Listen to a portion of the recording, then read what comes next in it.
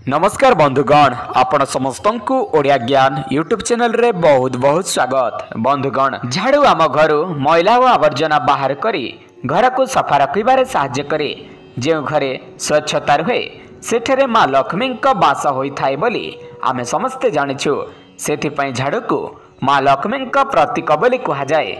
आज आमे आपनकु वास्तुशास्त्र अनुसार झाड़ू सह जड़ित किछि उपाय जणाइबु, जहा हेउछि केउ दिन झाड़ू किनिबे, केउठी झाड़ू फोपाड़बे, केउठी झाड़ू रखिबे, केउठी सर्वप्रथमे झाड़ू लगाइबे, किभली झाड़ू को व्यवहार करिवे। एही भली झाड़ू को नै अनेक किछि नुआ जिनिस आपण माने ए वीडियो रे सिखिबाकू पाइबे, जानिबाकू पाइबे। तेणु आपण माने वीडियोटी को बिना स्किप करी शेष पर्यंत देखंतु एवं ए सब किछि जानिबा पूर्वरु आपण माननकु मोर विनम्र भावे अनुरोध, आपण माने जदि आम चैनल रे प्रथम थर वीडियो देखुथांते ताले चैनल को सब्सक्राइब करी पाखरे थिबा बेल नोटिफिकेशन टी को ऑल रे प्रेस करी रखंतु, जा द्वारा आम नुआ वीडियो रो नोटिफिकेशन आपणक पाखरे सर्वप्रथमे पहुंची परिबो। अनेक समय रे जानत बा अजाणत रे आमे एमिति किछि कार्य करि देउ जहा फल रे मां लक्ष्मी रुष्ट हो जांती ओ आम जीवन रे एहार दुष्परिणाम देखिबाकू मिली थाए। जदि आमे से सब भूल को जानी ताहा सुधारी नेबा तेबे आम जीवन रे मध्य धन, वैभव, सुख, समृद्धि और सकारात्मक ऊर्जार आसीबा आरंभ हो जिवो। जेपरि आमे सर्वदा धन संपत्ति को अन्य लोकंक नजर लुचाई सुरक्षित स्थान रे रखु, सही प्रकार झाड़ू को मध्य अन्य लोकंक नजर लुचाई की रखिबा उचित। यह द्वारा आपणक घरर उन्नति घरे ही रुहे और बाहरर खराब नजर किछि क्षति करि पारे नाही। जदि आपणकु लागुछि कि घरे नकारात्मकता, क्लेश और झगड़ा वृद्धि पाउछि, तेबे राति रे सोइबा पूर्वरु आपणक घरर मुख्य द्वार पासे झाड़ू को रखि दियंतु। यह द्वारा कोनोसी नकारात्मकता आपणक घरे प्रवेश करि परिबो नाही।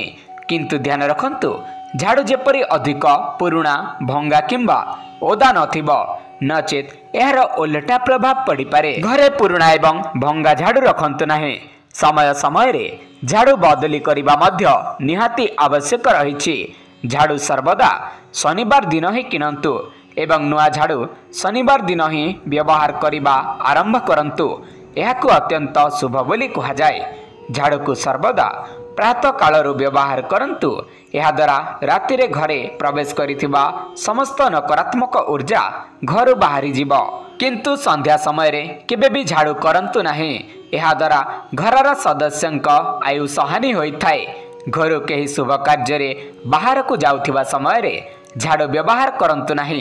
यह द्वारा शुभ कार्य रे बाधा उपजी पारे। झाड़ू को ठिया करी रखिबा द्वारा घरे नकारात्मकता प्रवेश करि थाए। झाड़ू को सर्वदा घरे पश्चिम दिग आड़कू मुह करी रखंतु। किंतु जदि रोषाई घर किंबा खाइबा स्थान जदि पश्चिम दिगरे रहिछि, तेबे सेठारे झाड़ू रखंतु नाही।